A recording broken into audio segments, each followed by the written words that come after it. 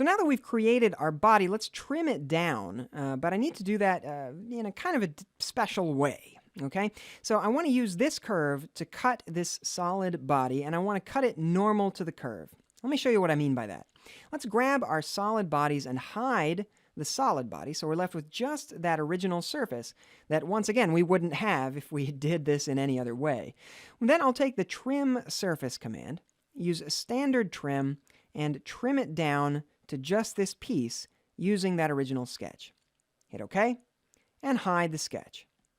Now I'm going to go up to my Surfaces tab and over to a new surface that you may not have used yet called Ruled Surface, which is a really, really useful flange surface command. It's called flange in some tools. There's lots of different names for this.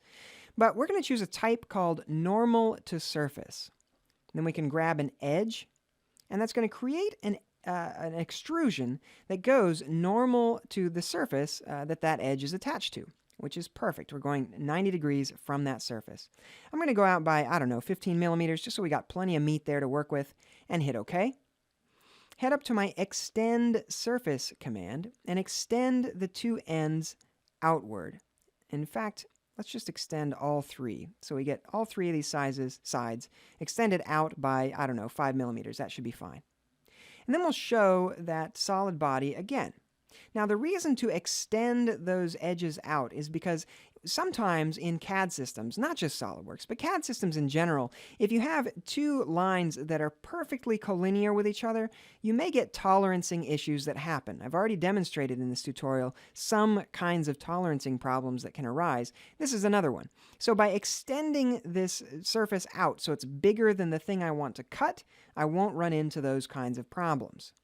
Now I'll go to my Surfaces Cut with Surface command, choose that extended surface that we just created, make sure that the arrow is pointing towards the part that we want to cut off, and then hit OK, and it cuts back our solid exactly the way we want it. Now we can take those surface bodies and hide them, so we're left with just the solid. That's looking really good. Let's take this fillet tool, and I'm just going to fillet these two edges on back and front, just so those look a little bit less terrifying. Let's call that a 2 millimeter fillet there. Hit OK. And finally, let's go to Features. Expand this down. We want to mirror across the right plane. And instead of Features to mirror, let me clear that out, because I want to use Bodies to mirror, and mirror this entire body across the right plane, merging solids. Hit OK. And we're left with our entire bottom piece here. That's looking pretty darn good. Now finally, let's grab our fillet tool and run a little 1 millimeter fillet all the way around this edge and that edge. Close that up. Close this file. Yes, that's good to save.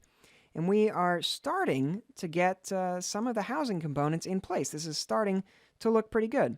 If we build a few more of these pieces, then it's at least going to look right, and then we can start to build in some of the rest of the mounting features for like this bracket and things like that, so that everything holds together as it should. We're making good progress, folks. Stay tuned.